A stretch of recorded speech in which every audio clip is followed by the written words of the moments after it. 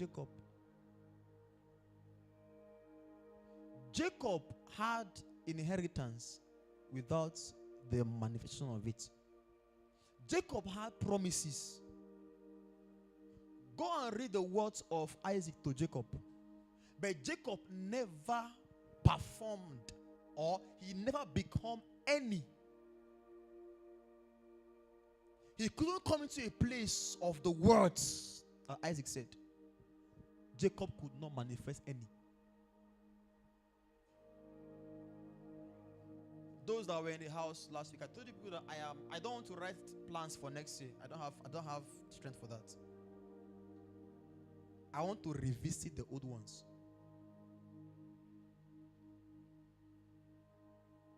Let me vet. Let me get back to the God that gave the old ones and check. When he brings the old ones to pass, if he brings it to pass in July or in June, my new year starts in June. Are you getting me now? Don't just discard promises. Don't discard inheritance. Don't discard prophecies.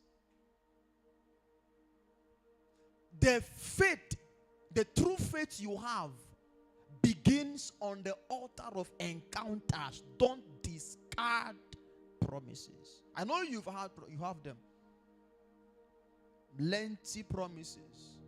But please don't until you've encountered God. Don't be so fast to change. New year, new promises. New year, new things. Hold on. Verse 24, and Jacob was left alone, and there wrestled a man with him until the breaking of the day. What Jacob had was promises, but no transformation. A blessed man by words, but no transformation. Jacob had inheritances, but no encounter. No wonder his life was at stake. No wonder all he was able to gather were at stake. Jacob knew that except he meets with God, no matter what he has gathered, they will go obsolete in a minute except God intervenes fast. With the kind of army Esau was coming with,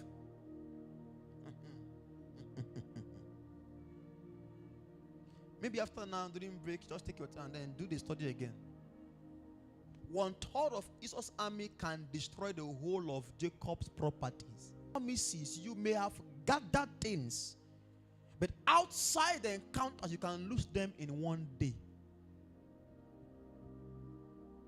In one day. You can labor, you may have labored. You can lose all outside the encounters in one day.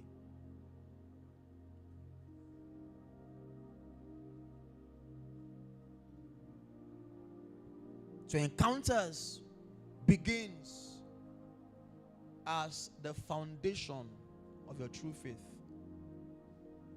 Your true conviction, your true faith is what? Is built on encounters. And he was left alone. At this point, Jacob knew that the only safety he will ever have and the only safety he had was on God. You don't really know what prayer means and what true prayer means. You may think you are truly praying or truly desperate or truly bothered. Not until we check if your prayers are centered to God on behalf of someone who promised you. Have you ever tried to pray to God without any man? You're just hanging somewhere. If not God, I'm done. I'm off. You can check the weight of and the volume of the prayers of those who, or the one who is praying to God and he or she has someone somewhere, and the other who is praying to God and he or she has no man anywhere. There was no father to pacify Esau. There was no mother that made him steal the blessing. There was no mom there to beg Esau, please forgive your brother. There was nobody. So his life was hanging on a lifeline. His life was hanging. Except God, he was done. Can you come to the point where it will be just you and God? We are too concerned with the public.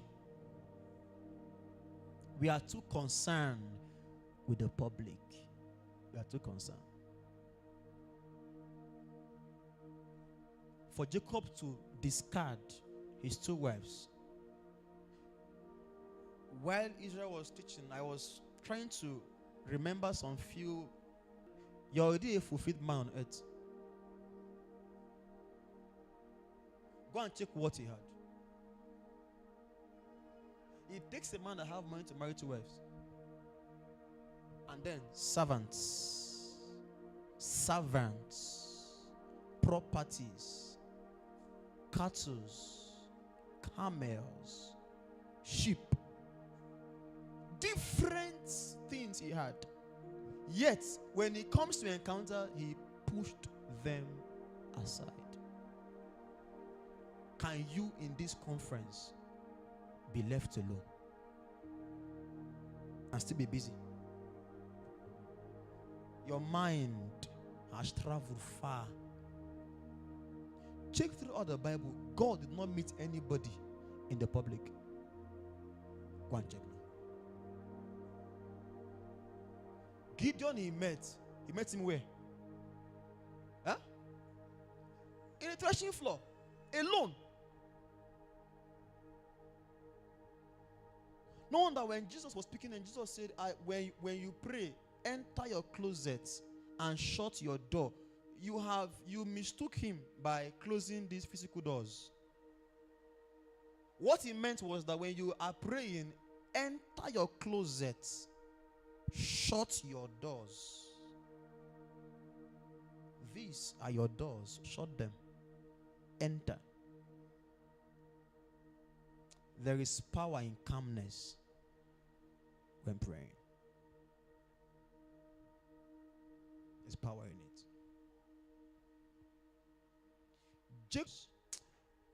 The Bible is not, let me know is the word not complete. Some things were removed just for our safety. But if you're a student of the Bible, make research on some historical stories. If you read the wordings of Jacob's prayers,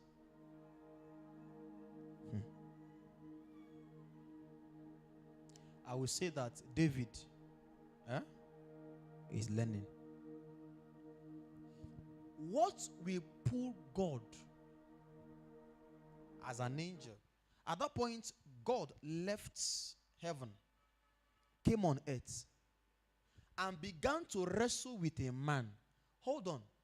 What kind of prayer can you make that will push God down? Have you asked before?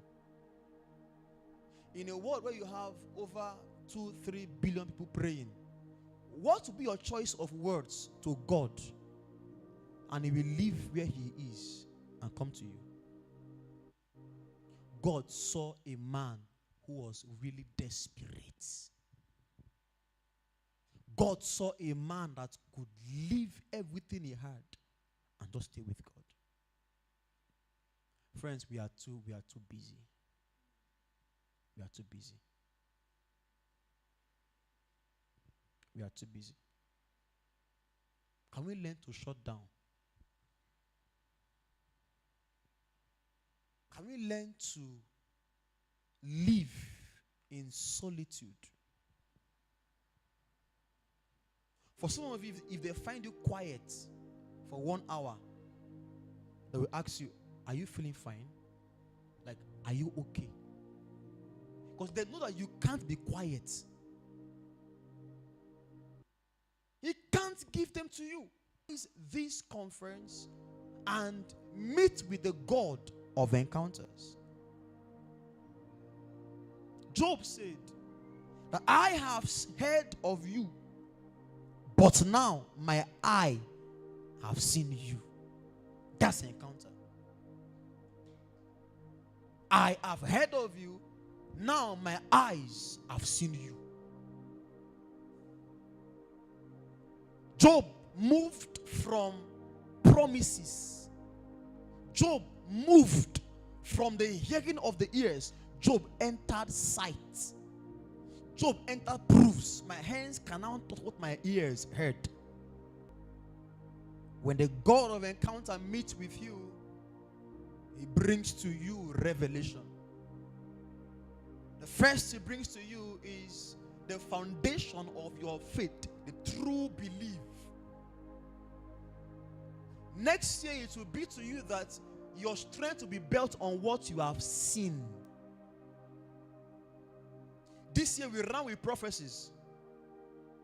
We ran with words spoken, not words seen. So God for next year wants to run with word seen, proofs.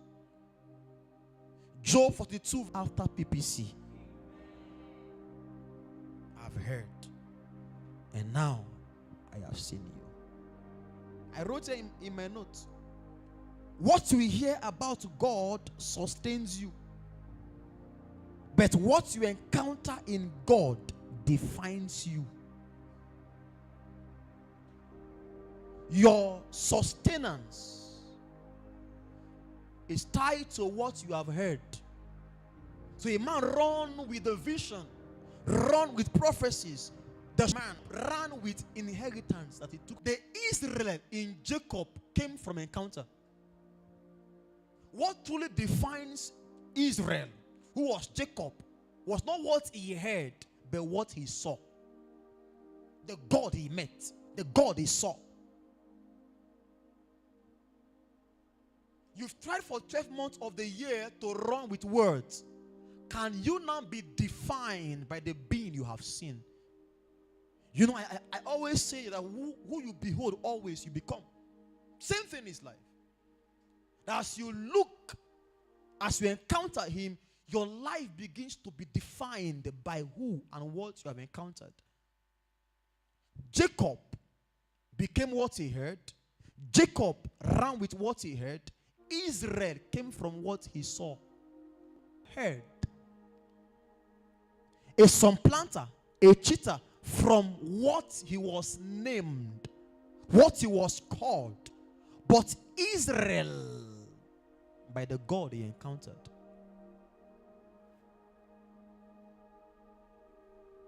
So when the God of encounter meets with you, he brings you first to the place of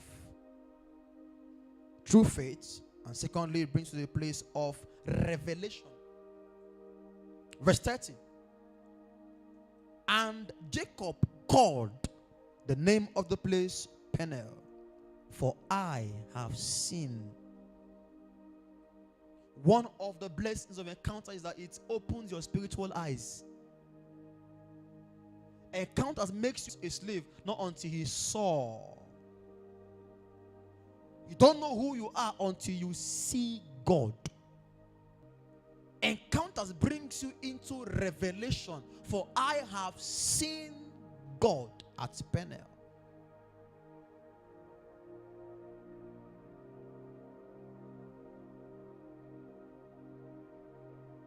So by encounters, Jacob moved from assumption to understanding. By encounters at PENIEL, Jacob's eyes became opened. And the encounter brought to Jacob clarity. The encounter brought to Jacob the error he was committed into. Jacob never for once agreed that he was a supplanter. From the time he left the house till he met with God at Jabbok, that became PENIEL. If you ask Jacob, who are you? He will tell you, I am Esau. Even when he met Laban, the whole life was still playing through and with him. By encounters, Jacob understood that his errors were exposed. You can never be the same after an encounter, except you didn't meet with God. No man has ever met with God and remained the same. No man. When you meet with him, God will begin first from where you're coming from. God will begin first from your past and start dealing with you from there. As he wrestled, as he prayed, the angel asked him, what is your name? The angel went as far as to touch what brought the error from his life. Jacob was swift when it comes to error. Jacob was fast. He was a dwindler. He was a 419 man. He could maneuver his way very fast. So what made him that nature was touched. What made him to be a fraud was touched. So a true encounter will bring to you revelation that will expose your error. Look up. If you have truly met God and God did not point the potholes and loopholes of your life, you didn't meet God. Whenever I go to him personally, I don't go to him as a man of God. I go to God as his son. That's why in the attire of the priests have three attires. They have the attire called the linen, that women today call your underskirts. For the priests, they wear the long one from this place to the bottom. You can see through. It is transparent. And they wear the other one and the third one. When they come to the temple, they come with the thick apparel that covers who they are. When they enter the holiest of holies, they remove the apparel and come with the linen. Where God can see through. Where God can take their lives and arrange things well. No true encounter leaves you with the former self. No true encounter leaves you with your former lifestyle. Former. Except you didn't meet with God. If you met with him, he will truly touch what makes you or what made you who you were before that wasn't pleased with him. So when the God of encounter meets with you, he brings to you revelation. Number 3, when the God of encounter meets with you, he brings to you transformation. Transforms you.